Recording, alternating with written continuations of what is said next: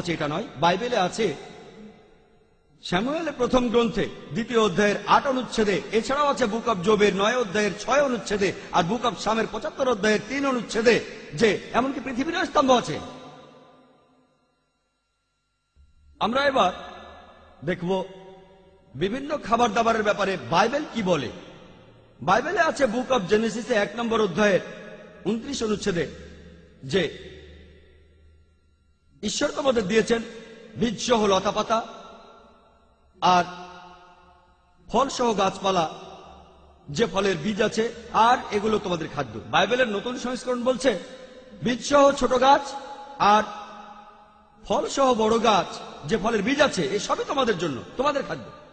আজকের দিনে আমরা প্রায় সবাই জানি যে পৃথিবীতে বেশ কিছু বিষাক্ত গাছ রয়েছে, যেমন ওয়াইল্ড বেরি, স্ট্রিকনিন, ধুতুরা। বিষাক্ত রস থাকে যেমন অ্যালকালয়েড, পলিএন্ডার, বাকাইপয়েড। এগুলো যদি আপনার শরীরে যায়, যদি খেয়ে ফেলেন, তাহলে আপনি মারাও যেতে পারেন। কিভাবে এই বিশ্ব জগৎ আর মানুষ জাতির সৃষ্টিকর্তা এটা জানলেন না যে যদি আপনি এগুলো খান তাহলে মারা যাবেন? আশা করি ডক্টর উইলিয়াম ক্যাম্বেল তার রোগীদের এই গাছগুলো খেতে বা ফল খেতে বলবেন না। বাইবেলে সত্যিকারের বিশ্বাসীকে চেনার জন্য একটা বৈজ্ঞানিক পরীক্ষার কথা বলা আছে। এটার উল্লেখ আছে গসপেল অফ মার্কে 16 নম্বর অধ্যায়ের 17 আর 18 অনুচ্ছেদে।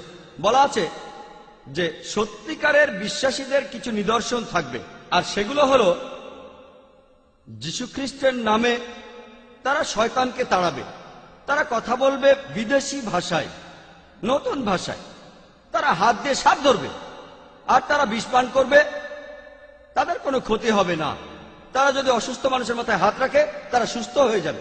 এটা একটা বৈজ্ঞানিক পরীক্ষা। আর বিজ্ঞানের ভাষায় বললে একজন সত্যিকারের খ্রিস্টান বিশ্বাসীকে চেনার কনফার্মিটি টেস্ট। বিগত 10 বছরে আমি কয়েক হাজার খ্রিস্টানের সাথে কথা বলেছি, মিশনারিদের সাথেও। আমি এ পর্যন্ত একজন খ্রিস্টানকেও দেখিনি যে বাইবেলের এই কনফার্মিটি টেস্টে পাশ করতে পারে। আমি এমন কোন খ্রিস্টানকে দেখিনি এই বিষ খেতে, আমি দেখিনি যে এই বিষ খাবে আর মারা যাবে। আর বিজ্ঞানের পরিভাষায় এই পরীক্ষাকে ফলসিফিকেশন টেস্ট বলা হয়। অর্থাৎ যদি কোনো ভুল লোক এই পরীক্ষা দেওয়ার চেষ্টা করে, বিষ খায়, সে মারা যাবে। আর একজন ভুল লোক পরীক্ষা করার সাহসী পাবে না। আপনি সত্যিকারের খ্রিস্টান বিশ্বাসী না হলে এই পরীক্ষা করার সাহসী পাবেন না, কারণ আপনি যদি টেস্টটা দেওয়ার চেষ্টা করেন আপনি পারবেন না। তাই যে সত্যিকারের খ্রিস্টান বিশ্বাসী নয় সে কখনোই পরীক্ষা দিতে পারবে না। ডক্টর ক্যাম্বেলের লেখা the Quran and the Bible in the light off history and science বইটা আমি ভালোভাবেই পড়েছি, আর ধরে নিচ্ছি যে তিনি সত্যিকারের একজন বিশ্বাসী খ্রিস্টান। আর আমি চাই যে উনি আমাদের সামনে এই ফলসিফিকেশন টেস্টটা দেন।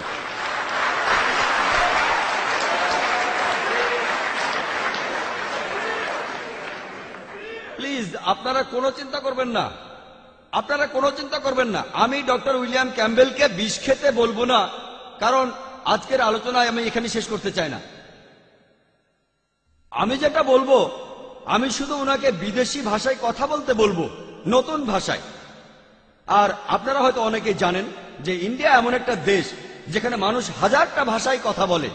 আমি ওনাকে শুধু বলবো যে এই 3টি শব্দ 100 রুপি, এটা 17টা ভাষায় বলতে। ইন্ডিয়াতে সরকারি ভাষা মাত্র 17টি।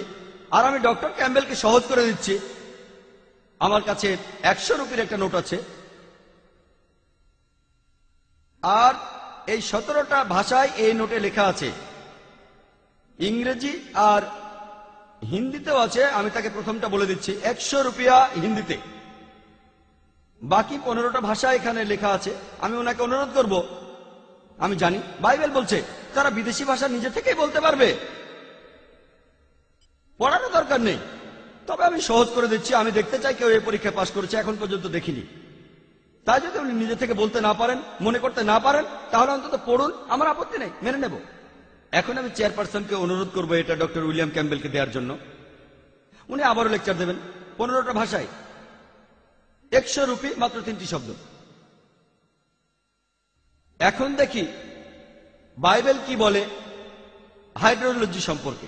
বুক অব জেনেসিসের 9 নম্বর অধ্যায়ের 13 থেকে 17 অনুচ্ছেদে বলা আছে, যখন ঈশ্বর নূহ নবীর সময় পৃথিবীকে ডুবিয়ে দিয়েছিলেন বন্যা দিয়ে, তারপর যখন পানি নেমে গেল, ঈশ্বর বললেন, আমি আকাশে রংধনু বসিয়ে মানুষ জাতিকে কথা দিলাম যে পৃথিবীকে আর কখনো বন্যার পানিতে ডুবিয়ে দেব না। একজন অবৈজ্ঞানিক মানুষের কাছে এই কথাটাই অনেক বড়।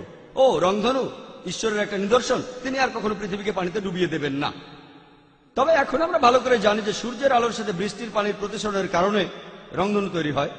আর অবশ্যই নূহ আলাইহিস সালামের সময়ের আগেও হাজারবার রংধনু উঠেছে। যদি বলেন নূহ নবীর আগে কখনো রংধনু ওঠেনি, তাহলে বলতে হবে পৃথিবীতে আগে প্রতিসরণ বলে কিছু ছিল না, এটাও অবৈজ্ঞানিক। মেডিসিনের ব্যাপারে বলতে গিয়ে বাইবেল বলছে, বুক অব লেভিটিকাস 14 নম্বর অধ্যায়ের 49 থেকে 53 অনুচ্ছেদে, এখানে কোনো বাড়িকে প্লেগ বা কুষ্ঠ রোগ থেকে মুক্ত করার নতুন একটা উপায় বলা হয়েছে। এখানে বলা আছে যে দুটো পাখি নেন, একটাকে মেরে ফেলেন, একটা কাঠ নেন, চামড়া ছাড়ান, রেখে দেন, আর যে পাখিটা বেঁচে আছে সেটাকে পানিতে চোবান, চলন্ত পানিতে চোবান, তারপর বাড়ির চারপাশে এদের 7 বার ছিটিয়ে দিন। বাড়ির চারপাশে রক্ত ছড়াবেন যাতে আপনার বাড়িতে প্লেগ বা কুষ্ঠরোগ না হয়। আমরা জানি রক্তের মাধ্যমে জীবাণু ছড়ায়, যেমন ব্যাকটেরিয়া আর টক্সিন। আশা করি ডক্টর ক্যাম্বেল বাইবেলের এই নিয়মে তার অপারেশন থিয়েটারকে রোগমুক্ত করবেন না। এটার উল্লেখ আছে বুক অব লেভিটিকাসের 12 নম্বর অধ্যায়ের 1 থেকে 5 অনুচ্ছেদে। আর আমরা মেডিকেলি জানি যে যখন একজন মা সন্তান প্রসব করেন, প্রসবের পরের অবস্থাটা একটু অস্বাস্থ্যকর। ধর্মীয়ভাবে যদি বলেন নোংরা, আমার কোনো আপত্তি নেই, কিন্তু লেভিটিকাসের 12 নম্বর অধ্যায়ের 1 থেকে 5 অনুচ্ছেদে বলছে, যখন একজন মহিলা কোনো পুরুষ সন্তানের জন্ম দেয়, সে নোংরা থাকবে 7 দিন, আর এই নোংরা অবস্থার প্রভাব থাকবে আরো 33 দিন। আর যদি নারী সন্তান জন্ম দেয়, সে নোংরা থাকবে 2 সপ্তাহ, আর এই নোংরা অবস্থার প্রভাব থাকবে আরো 66 দিন।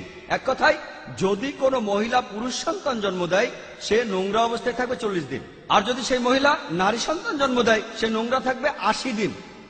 আমি ডক্টর উইলিয়াম ক্যাম্বেলকে বলবো এটার একটা বৈজ্ঞানিক ব্যাখ্যা দিতে, কিভাবে একজন মহিলা দ্বিগুণ সময় নোংরা অবস্থায় থাকে যদি সে নারী সন্তান জন্ম দেয়। এমনটা হওয়ার কারণ কি? বাইবেলে কোন ব্যভিচারীকে চেনার খুব সুন্দর একটা পরীক্ষা আছে। কিভাবে বুঝবেন একজন মহিলা ব্যভিচার করেছে? এটা আছে বুক অব নাম্বারসের 5 নম্বর অধ্যায়ের 11 থেকে 31 অনুচ্ছেদে। আমি এখানে সংক্ষেপে বলছি। বলা হয়েছে যে যাজক একটা পাত্রে কিছু পবিত্র পানি নেবেন, মেঝে থেকে ধুলো নেবেন এবং সেটা পানিতে মেশাবেন, আর এটাই হলো তেতো পানি। এই পানিকে অভিশাপ দিয়ে ওই মহিলাকে দেবেন। যদি সেই মহিলা ব্যভিচার করে থাকে আর এই পানি খায়, তার শরীরে এই অভিশাপ চলে যাবে, তার পেট ফুলে যাবে, উরু পচে যাবে, আর তাকে সব মানুষ অভিশাপ দেবে। যদি সেই মহিলা ব্যভিচার না করে থাকে, তাহলে তার কিছুই হবে না, সে একেবারে পরিষ্কার থাকবে। একজন মহিলা ব্যভিচার করেছে কি করেনি সেটা জানার একটা ভালো সুন্দর উপায়। আজকের দিনের এই পৃথিবীতে অনেকগুলো কেস ঝুলে আছে পৃথিবীর বিভিন্ন দেশে, বিভিন্ন ধরনের কোর্টে। এগুলোতে বাদী হয়ে কেউ অভিযোগ করেছে যে অমুক মহিলা ব্যভিচার করেছে। আমি খবরটা নিউজ পেপারে পড়েছি, আর মিডিয়াতেও খবরটা দেখলাম যে এই মহান দেশের প্রেসিডেন্ট মিস্টার বিল ক্লিন্টন বছর 2 আগে একটা নারী কেলেঙ্কারিতে জড়িয়ে পড়েছিলেন। আমি বুঝি না যে আমেরিকার কোর্ট কেন এখানে তেতো পানির পরীক্ষাটা করছে না। ক্লিন্টন তাহলে অভিযোগ থেকে মুক্তি পেয়ে যাবে।